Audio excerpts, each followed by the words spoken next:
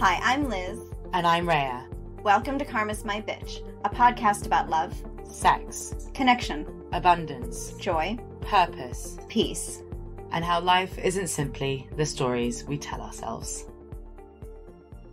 We have spent, a couple episodes this season, we talked about the beauty of being an outlier and the beauty of being a fuck up. Yeah. So there's one more thing that we finally get to talk about. Now we're going to talk about what it means to be magical. And being magical, as we've said before, it requires being our most divine self and our most powerful self. And at the same time. Yes. And when we are both our most divine self and our most powerful self, that makes us witches. So the one thing that we have to dispel today is the fact that in order to practice magic, you have to be a witch, which is not true.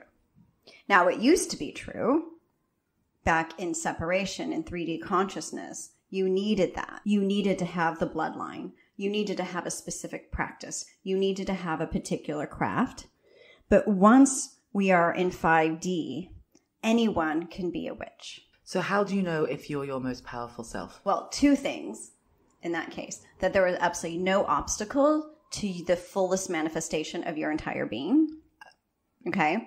And secondly, that you do not depend upon anyone for your existence. We're not going to get super philosophical about the sort of interdependence of our society and shit like that, right?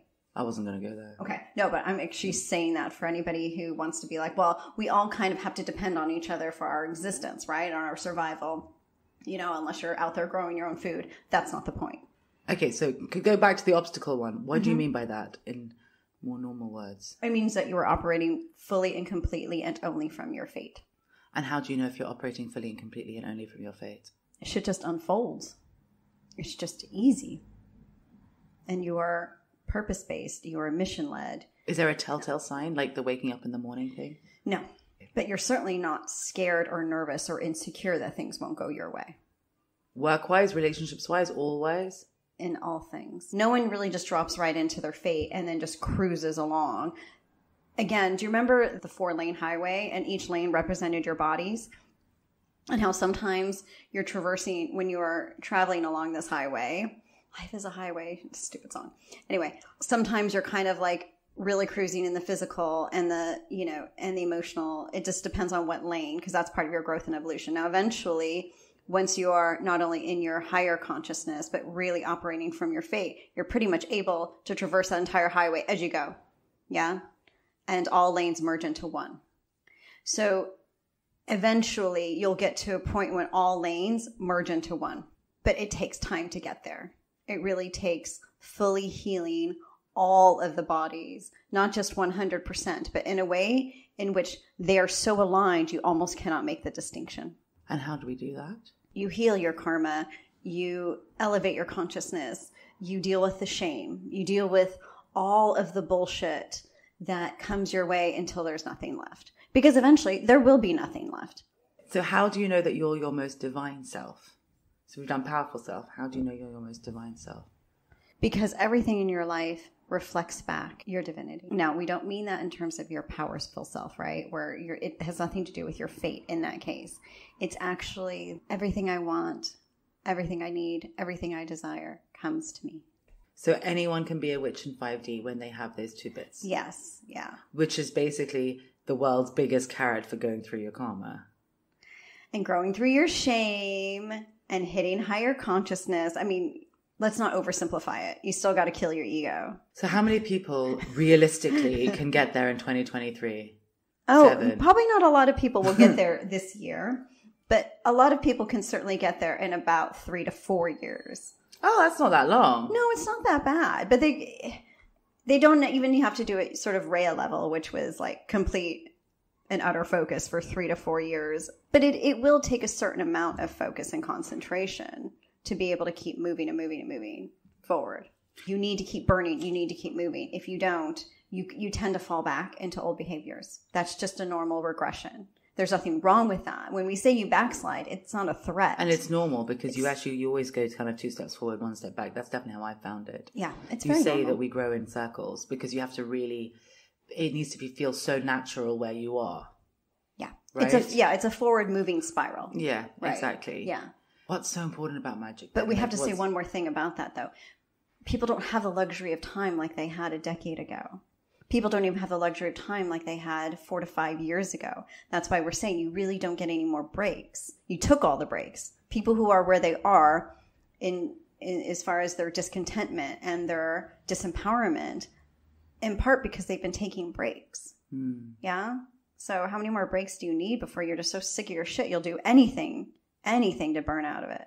We're adapting, we're rewiring as we go along, right? It's like, we seem to have this misconception that the moment we're healed is like the moment we win the lottery and everything comes like that. But no, that would actually be doing us a disservice. We need to be able to go through the process. And it's not like, oh, you got to pay your dues, but everything comes and everything's an opportunity for growth. And if you keep taking them, and I don't mean this as a carrot, is the faster you grow. But why do we give a shit about magic? Yeah. So like if not every episode in our first season about magic is about magic, then why are we supposed to give a fuck about magic? Why is it the M in our name? We give a shit about magic because, well, first of all, it's the most critical thing we can do in order to further this 5D mission on this earth plane, right? And we did discuss that previously. But more than that, in a godless world, we need faith.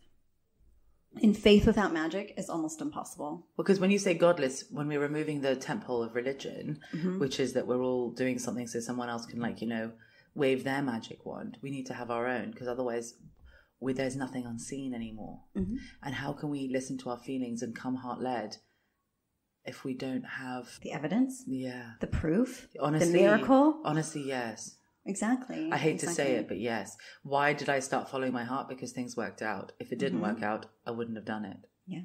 Humanity won't get on board. I wouldn't have gotten on board. And as we said, you bring your, I feel like I'm really banging on my best heart and mind shit. Hopefully I'm going to outgrow it pretty soon. Your heart will lead the way, but it's doing so to expand your mind. Yeah. And the mind is seeing is believing. Where the heart is believing, and feeling is knowing. Yeah.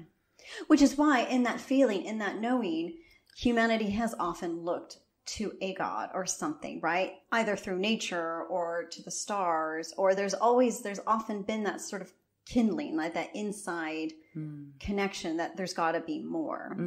That's why on like Kindle, for example, I always find the most highlighted parts of books is where she knew her life had meaning, but she didn't know what it was. Or we all have that inside where we feel like we're here for a reason, or at least we feel like there's more to the life than what we can see. Yeah. But I think the more darkness has come out from all the separation bullshit that, the past couple of years, the more it's been harder to hold on to that light and not just succumb to it because it feels easier. Yes. So it's harder to have that faith. So being able to have magic, being able to see a little miracle or a little something magical allows you to actually keep the faith and keep going and keep that light. So the more, as you said, the more darkness that comes. And this is not like fear mongering. It's just not at all. It's just like everyone's shit is coming out, so it's going to look pretty shit. Yes. It doesn't have to feel shit. It doesn't have to look shit for you. But, Absolutely. Also, it's not exactly like the sunniest times unless you're in Australia right now. So it's a bit dark. And we don't need to rush out and get sad lamps. We just need to find the magic. Very well said. I'm effectively, when we're looking at the destruction of 3D, which is the destruction of our separation consciousness, which is something we welcome, we really are looking at the destruction of that part of humanity that is wedded to separation.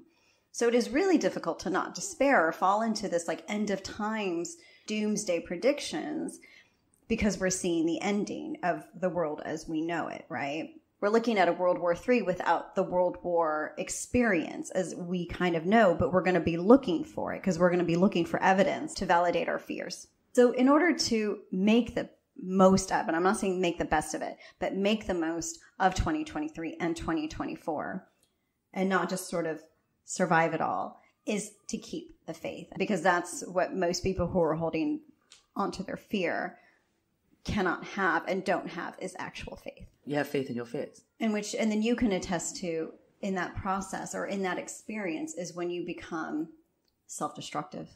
Yeah. That's the self-fulfilling Yes, that's what happened to me 2 days ago.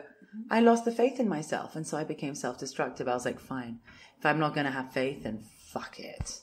I'm going to do all these things I know that aren't good for me. Yeah, and like you said in the previous episode about getting sick of it, what happens is that sometimes people become so overloaded with their shame and all the shit that makes them so sick, but they don't necessarily get to the other side because they don't know how. They remain stuck. So how? I don't know. How do you come out of it? How do you come out of your self-destructive mode? You stopped and you had to consider what was the source of that. Yeah. And I couldn't quite figure out what it was, but I could see that there was something there. Yeah. So you had to kind of breadcrumb your way back to the moment, right, where the shame spiral began. And what was the interaction? What was the catalyst? It's not always an interaction with a person, although we did say in 2023, a lot of it will be sort of through relationship or an interaction or something that's just going to spark an ew. Yeah, maybe not an ick, but a sort of ew feeling. And then once you get that and you start losing the faith in yourself, and you get destructive, because it's like, if I don't have faith, who am I? Yeah. Which is why I almost wonder whether humanity as a whole doesn't necessarily need hope to get through the next couple of years, but faith. Yeah, because if you have faith in yourself, you're making different choices. Yeah. And if freedom requires making choices, you want to make choices where you have faith in what you do want rather than what you don't want, because then the magic is that it happens that way. Yeah. So let's circle back to your process. Okay. When I fell out of integrity. Exactly. That's what I'm trying to get you to share. And you breadcrumbed back to this moment. But I did it afterwards. Exactly. No. I'm saying I did the destructive thing after I breadcrumbed. I understand that because you weren't totally done. Okay. Right? Because you didn't get that satisfying, like, click. Like, what else? Because some people will go down that. Some people, breadcrumbing is enough. They follow it. They see it. They're like, oh, okay, that's enough. And others, they're like, you know what? I'm going to go test this. And we talked. Testing helps. Testing can work sometimes. It did for you. I'm not going to lie. I won't be a hypocrite and say you shouldn't do it. I'm like, go for it. Yeah. Yeah. Exercise your power. See where you land. Yeah, because now I know what I don't want to do just as much as what I do. Yeah. And as you said before, many times, but is always worth repeating, is if you can really give space to your feelings and actually listen to them and not tell yourself what they mean, but just listen to them. You'll get to where you need to go. Exactly. You will actually not want to stay in the space where you don't feel right.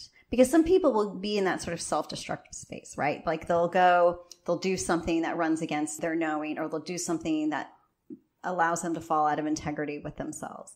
And sometimes they'll keep doing it. Sometimes they go from that to another thing, and they'll develop a pattern, which makes it more difficult to breadcrumb their way back the longer and harder they get into that self-destructive pattern. And so what happens is the feelings are there. They're so aware, right? They're aware. Their feelings are like, this isn't feeling good. This isn't feeling good.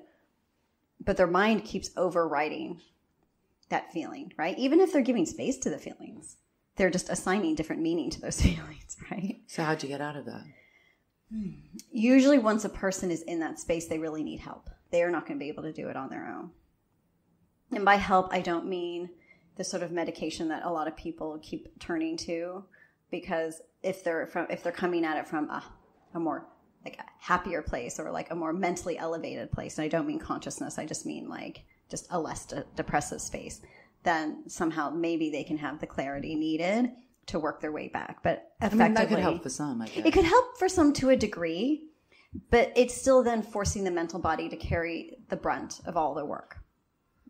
But it really is about, even therapy can help, just being able to process with somebody else. Yeah. Because once you start processing, you can get to the cause. Exactly. Yeah. So you just really got to be able to give room, and then maybe learn a different vocabulary for your feelings and allowing those conversations to happen. Okay. Yeah. Lol, different vocabulary for your feelings. But no, yeah, you're right. And I have to say, like, the one thing that I've noticed that even out of my karma, out of all the things, like, sometimes I have feelings that make absolutely no fucking sense. I'm like, I'm pretty sure this is really destructive, but I'll follow it because there's a reason for it. And I'm literally doing it with my eyes like so pinned open that at least the minute I get it, I can get out of it. And effectively, it comes back to the same lesson every single time. If I can't be me and be in integrity, nothing else is worth it. Yeah. Nothing is worth sacrificing my integrity. Nothing. I can't. Right. I can't. And so sometimes I don't even need to worry about the shame or the good enough story or the this or the that. Like at this stage, I physically, emotionally, mentally, spiritually cannot not be in integrity for very long. I can't. I cannot tolerate it. And if that means I have to be standing naked in a crowd of 1,000 people and have them all pointing and laughing at me, or name any kind of embarrassing fucking dream you have, I'll take it. I'll take it with pleasure over feeling out of integrity with myself. I just can't tolerate it. And if that's what it means to be fully free of shame, then that's what it means to be fully free of shame, because I can't but be me, even if it means I'm burnt at the stake. That's a rather apt statement, given it's an episode about witches. It's not like magic isn't available to you when you're not in your most divine self, or you're not in your most powerful self. It is. Because I've definitely had magic happen to me. Loads. And if I'm not in my most powerful self, it's still available. But I want more from my life than what I've experienced. So even though I can say to you, yeah, I'm in integrity and nothing, or I try my best to be in integrity as much as I can. And you're right, I don't have shame on the stuff that I haven't learned yet. And if I learn something new and I can do it better next time, I can do it better next time. Doesn't mean I have to be embarrassed of how I did it the first time. It's okay. It doesn't mean that I still don't want more. And not more learning or more heartache or more disappointments, but more love. Just because I love myself doesn't mean I don't want more love. It's just more, full stop, right? Yeah. And how do you get more? You get more through magic. So we just create from that place of power, right? You can see then, as we're healing our shame is really the thing that keeps us out of our power, right? So you're effectively getting to your most powerful self as you're healing this. And magic has to come from that place of power and from that place of your most divine self. And so everybody needs to become their inner witch, because we all know it all kind of stems from that place of, I know I'm connected. I know deep down there's just more. I have faith. That's why we turn to all the other stuff like manifestation and Mercury retrogrades, because we know that somehow we're connected to something. We just don't know what it is. So we keep plugging into the wrong plug. Mm-hmm. Yeah. But we're the source.